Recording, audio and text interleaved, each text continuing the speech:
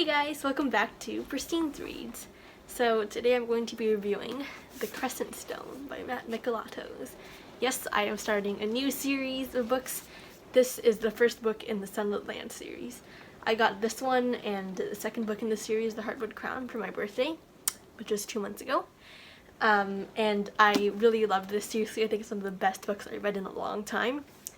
Spoiler, my rating is 5 stars. But yeah, anyways, if you want to know why, keep watching. Okay, so this is the no spoiler version. If you would like the super in-depth, fully detailed review, please check out my super spoiler video. Okay, let's get to it. So The Crescent Stone opens up with us meeting Madeline Oliver in her senior year of high school, who has a eventually fatal lung disease that gives her extreme difficulty breathing and will kill her in a few more months. One day when she's at school, she passes out in class, and her chemistry partner, Jason Wu, and her ex-boyfriend, Darius Walker, rush her to the hospital immediately. While fighting for her life, a strange man appears and freezes time. He tells Madeline that his name is Hanali, and he is an Alenal, a race of people that lives in the Sunlit Lands, a fairy world that exists parallel to Earth. In the Sunlit Lands, the sun never sets or rises, and it is a world of strange creatures, magic, and peace. Hanali tells Madeline that in exchange for 1 human year of service to the Alenal, they will give her the ability to breathe again and heal her so that she'll be able to breathe without any difficulty. Surprisingly though, Hanali's time freezing trick doesn't work on Jason, and Jason overhears the deal. Jason advises Madeline not to accept it, as of course this is like a super weird person showing up at a hospital that tells you, oh, you should come to my fairy world. Why should you do that? Stupid idea. Anyways, it's a story. Anyway, so Jason advises Madeline not to do it, but then at that moment Hanali stops freezing time and everything resumes normal speed.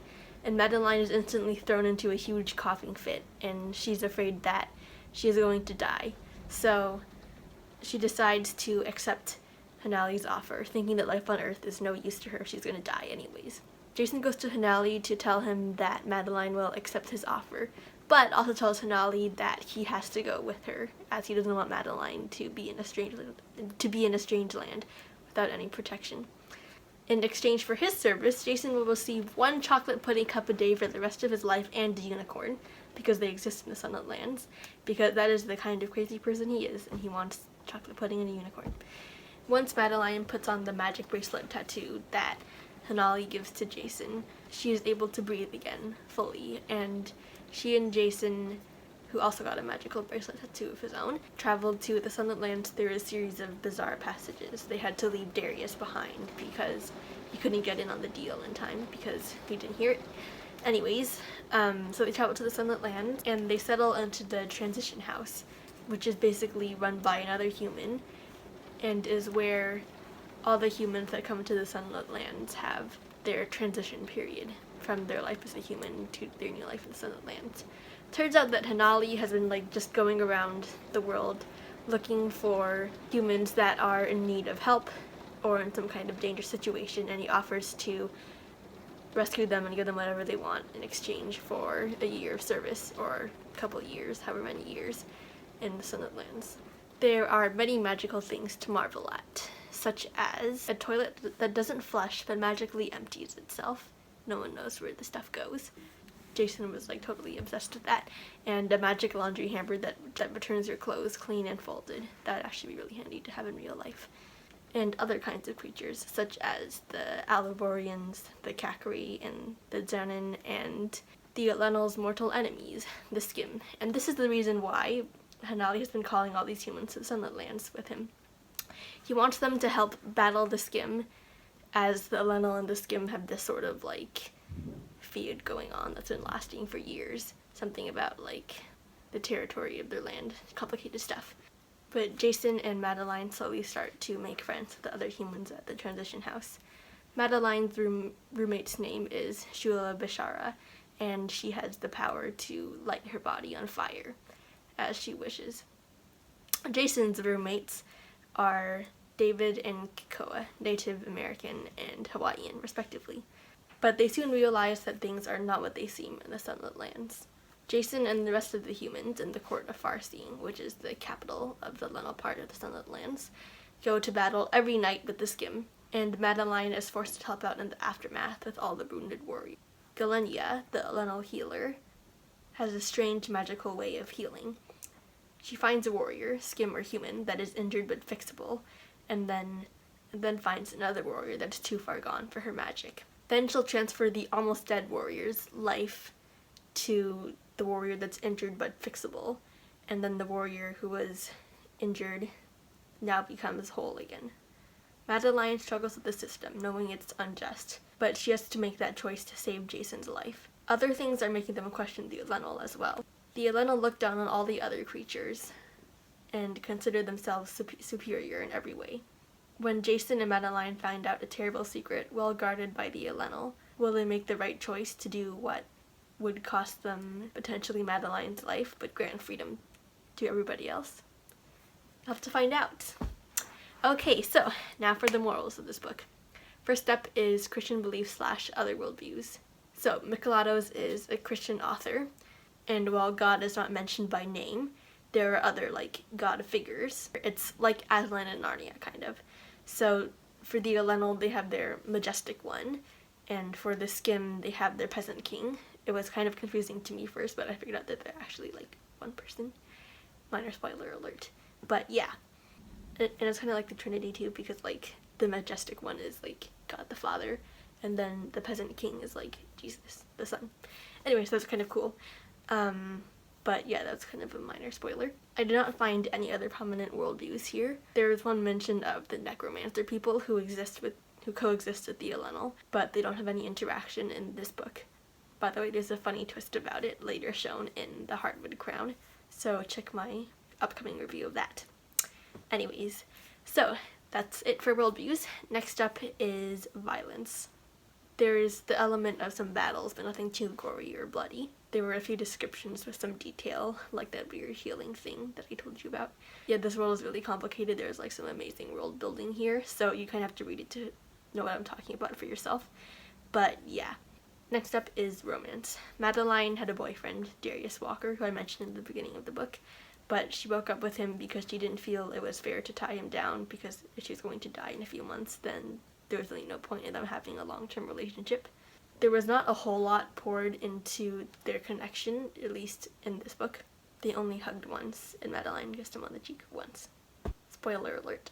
Jason meets a Kakri warrior named Bealeya, instantly develops a giant crush on her, and accidentally proposes to her later in the book. It's actually really funny how that happened. You'll have to read it and find out. Minor spoiler over. Darius also told Madeline a story about his cousin Malik, and mentions that Malik's girlfriend was pregnant in passing motion. There was no other further detail on that. That's it for romance. Next up is alcohol and foul language. Not needed. Not applicable.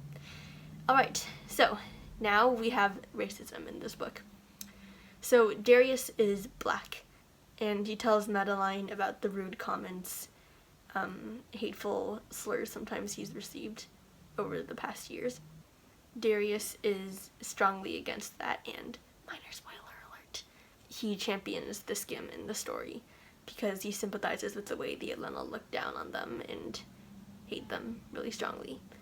And also, another minor spoiler alert, Darius makes his way to the Sunlit Lands. I really can't tell a lot about this book without giving so many spoilers away, but yeah, spoiler alert over. There is a positive view on the issue of racism represented here, but I would definitely think, parents, if you're thinking about this book for your children, which I would highly recommend, by the way, it's amazing, that you would want to talk with them about it and see if they understand. But yeah, I like the way Mikelatos wove that theme into the book here. It was really amazing. Well, really well done. So I thought that was a great principle. Anyways, next up is my rating recommended age level.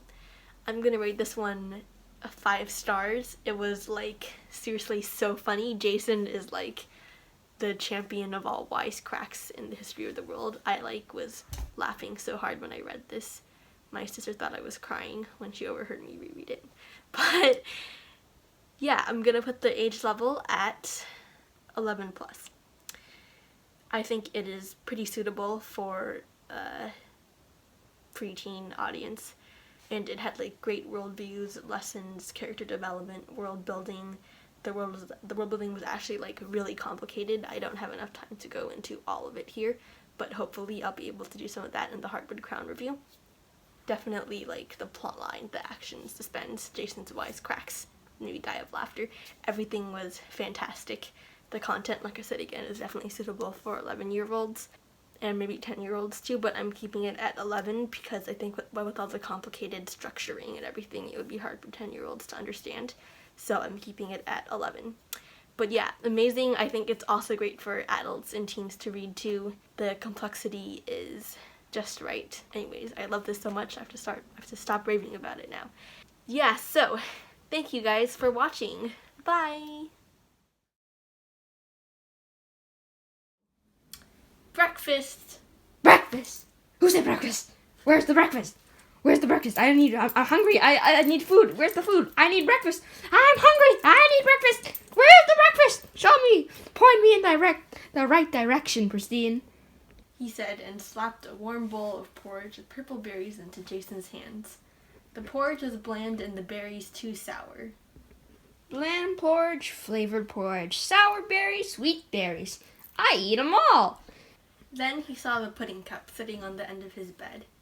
He scooped the pudding into his porridge and mixed it in, which created a sort of chocolate-flavored chunky puddle that was somewhere between edible and delicious. Cocoa grabbed the empty pudding container and ran a finger around the inside.